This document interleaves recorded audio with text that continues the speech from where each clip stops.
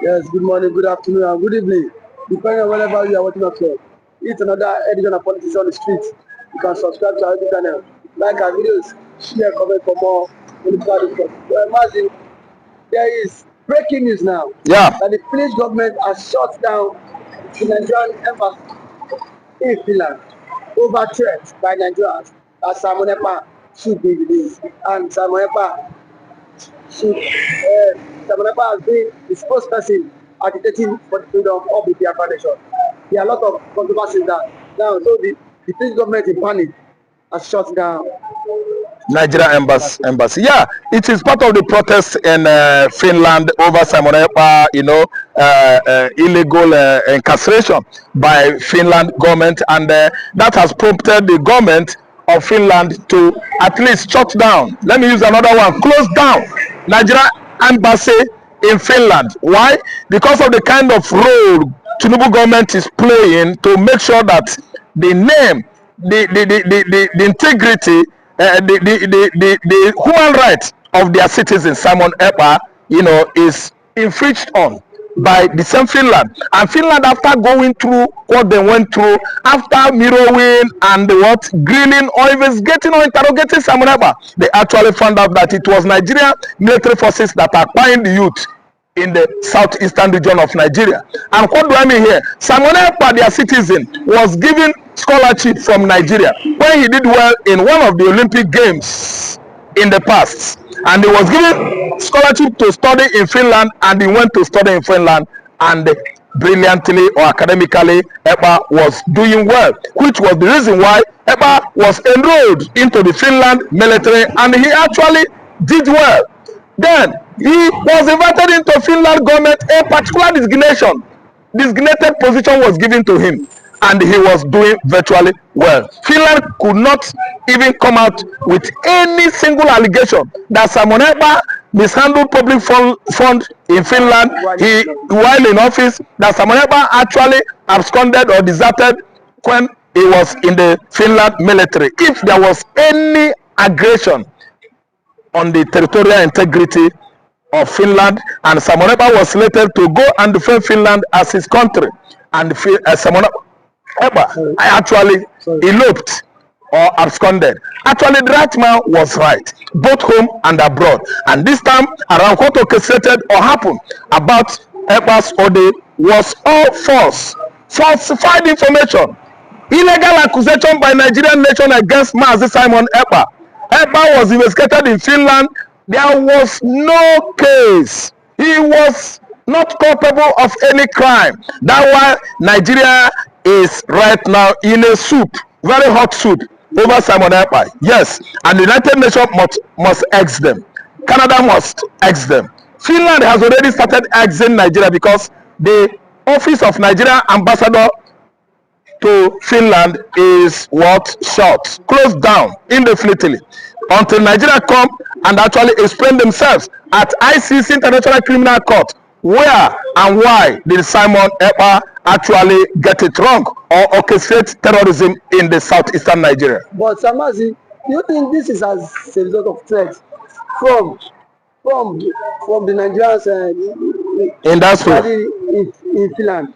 Yeah, we saw that last week there was a protest in the office of the Finnish president. Yes, yes. And now the embassy of Finland is closed down. Now, do you think some persons have come out to say that Bianca Duka said individuals in government is sponsoring this hatred against Nigeria? Said there are some individuals sponsoring people in diaspora to spoil, tarnish the image of Nigeria. Yeah, nobody is tarnishing the image of Nigeria. No individual, no group, political, undertone or otherwise has ever sponsored anything against Nigerian nation. It is Nigerian government that is going against international law, going against Nigerian constitution, local law, a law within Nigeria. It is Nigerian government that is going against all their citizens. Nigerian government is the one. Political leadership of this country is highly fallible. Everybody is shouting of bad governance and bad government, and the current administration is not being sensitive to it. They are very, very insensitive to Nigerians' to the citizens' call for a very conducive, political atmosphere for everybody. The leadership of the country is bent on being one-sided. A leadership that is only for the leaders, only for the public office holders who are the political profiteers in the country, minding only themselves, their pocket, their purses, and their families. That's why I'm telling you that Ojukwu's widow's allegation, Bianca Ono, is fallible to error, serious falsehood, because no Nigerian in diaspora within Nigeria has ever been planning anything evil against Nigerian government. It is the public office holders, from councillor to local government chairman to governors to commissioners to ministers to the office of the presidency. They are all voracious, greedy human beings. They mind only their pocket and their families. The commonwealth that belong to all Nigerians, it is not circulating. It is just for some particular political leaders who are not even up to 2 million in Nigeria. Only some couple. Yes, the commonwealth is being shared among themselves. That's why you see hostilities from diaspora Nigerians. That's why you see and read all this manner of criticisms from us who are living within this contraption. We criticize them because they are not doing the right thing. Imagine a situation whereby a man was arrested. Someone, as an attorney general of the federation, started abusing him in his local language on the face of the camera. The whole world is watching. What does that spell? It spells tribalism, ethnicity, ethnic bigotry of the highest order. I mean, Abubakar Malami, the Attorney General of the Federation of Federal Republic of Nigeria, was casting offensive words at nnamdikanu in his Hausa local language. What does that show? Ethnic bigotry of the highest order. He was there as an Attorney General. He does not respect international jurisprudence that it is illegal for you to go into another country or region and abduct somebody into his country. And you are the Attorney General of the Federation and you did not see it wrong. And that's why the Minister of Justice, Canada, Mazi Kelechi, actually, made it clear to the whole world when he was giving a press conference in 2021 that Malami, Attorney General of the Federation of Federal Republic of Nigeria, is not fit to preside over a magistrate court that is treating only marital issues, local marital issues, or even street attorneys. That Malami Abubakar is not qualified to advocate in such, issue. Sir, Mazi, last week politically, sir, we've seen some of the Igbos are saying that no going back until Simon Ekpa is being released. Yes. That they will continue to stay at the Finnish embassy. No going back. Presidential villa. Yes, presidential villa in Finland. Presidential villa in Finland is closed up now because the Nigerians, the Igbos in Finland, they are everywhere agitating for their right. Why? What do I mean by their right? For Mazi Ekpa to be extricated, set free, to continue doing his normal business of social media commentary. That's why the Igbos are there. And I'm telling you that there are many followers. He has many fans. Almost the whole Finnish citizens, they admire what Mazi Ekpa is doing worldwide on social media for being a Biafran prime minister in exile. That is what has given him more or less many followers, many fans and lovers all over the world. His Finnish admirers have circled virtually all the presidential villa, all around the presidential villa in Finland, demanding and asking for unconditional release of Mazi Simon Ekpa, who was busy agitating for the emancipation of his people. Igbo man must emancipate. Biafran sovereignty must be declared locally in Nigeria. That was the quest. That is the quest of all the diaspora Igbos in Europe, diaspora Igbos in Scandinavia, Europe. They are laying their complaint, making their complaint clear. They lay their complaint across to the president of Finland that Simon Ekpa is not committed any offense. He is a free man. He is a man doing his legal business of agitation to at least liberate his people, the Igbo people in the southeastern Nigeria. And that's what brings about the closing down of Nigeria embassy in Finland. And there is, let me tell you, a diplomatic row going on between Finland and Nigeria presently. over what Simon Ekpa is going through. Thank you so much, Mazi, for your wonderful time. You're welcome. Aisha Yusufu has tasked Imo State Governor, Enugu State Governor, Anambra State Governors, stop blaming government. You are the CEO of your state. You are the executive governor. Now, since you go to Abuja to collect money, then take responsibility for the insecurity in your state. What do you have to say about it? Now, thank you for that wonderful question. I think being the governor of the state, you have every power for you to make sure that you get security votes from the federal government. By so doing so, what are the governors doing with this money? Stop coming out to tell the people that there is insecurity in my state and that unknown government have been killing. The government need to take action and put an end to all this and stop apportioning blames. The people you are apportioning blames to are the people who their lives and properties are entrusted in your hand as the chief security officer of the state. So for a governor to come and start telling people that there is insecurity in my state, I think to me the governor need to stand up and then act now, because every now and then allocation is being shared for you, security vote is being given to you, and you have the mandate. The primary function of government is to protect life and property. Yes. So if you cannot protect life and property, then why are you the governor? But some have said that the governors have no power over the military, that it's only the president as the commander-in-chief of the armed forces. What do you have to say about that? The governor does not have power over the military. That is true. But see, the question is that can the governor summon military chiefs in their states, the division's commander, to sit and dialogue for a way forward? The answer is yes. So if we can do that, so indirectly it still has power over the military. Now when it calls for security meeting, don't these guys attend in his various place? They do. So the president should not come and say that he does not have the governor should not come and say he does not have power. We still have killings in Imo State, Enugu State, and some other states. For how long can we continue in this path? The people are scared of their lives. The people cannot even access government, access those who they claim to be what?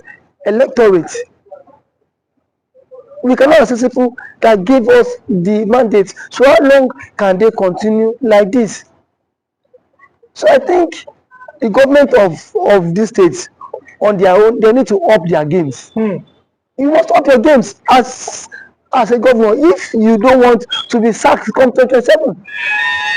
But there's always been this fear that the votes of Nigerians does not count, and that is why our elected officials are acting this week.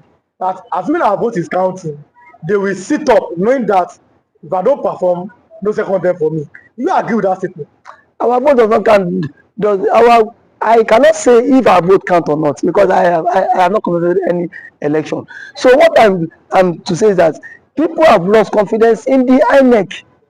The reason why they've lost you've lost confidence because so many persons have seen the case of Hope Uzodinma when but reason best the court knows why he had to give it to him, but someone who came forth in the election was uplifted and then he came forth. So the court cited some reasons which Hope Uzodinma became the governor. Reason best known to them.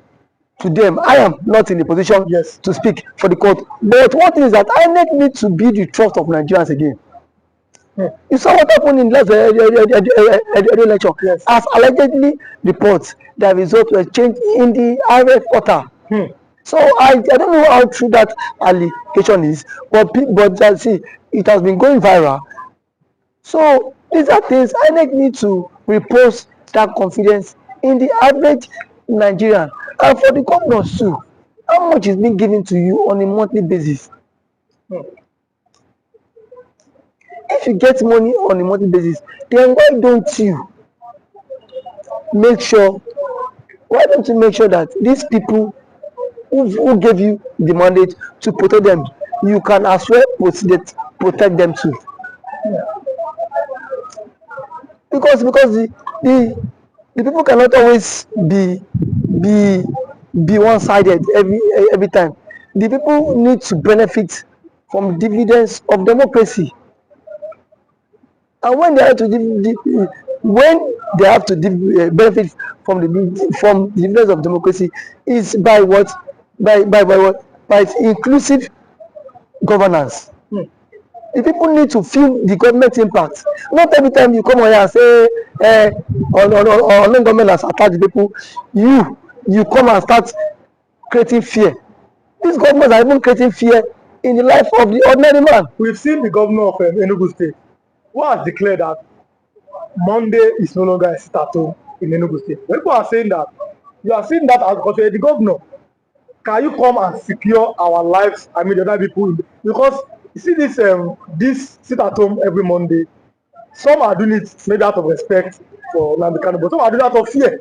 It is two ways. People are telling the governor, please find a way to secure that. Police cannot be everywhere. What do you think? Because sit at home every Monday, it might be affecting the economic activities in the southeast. What do you think that the governor can do, or the governors in the southeast can do?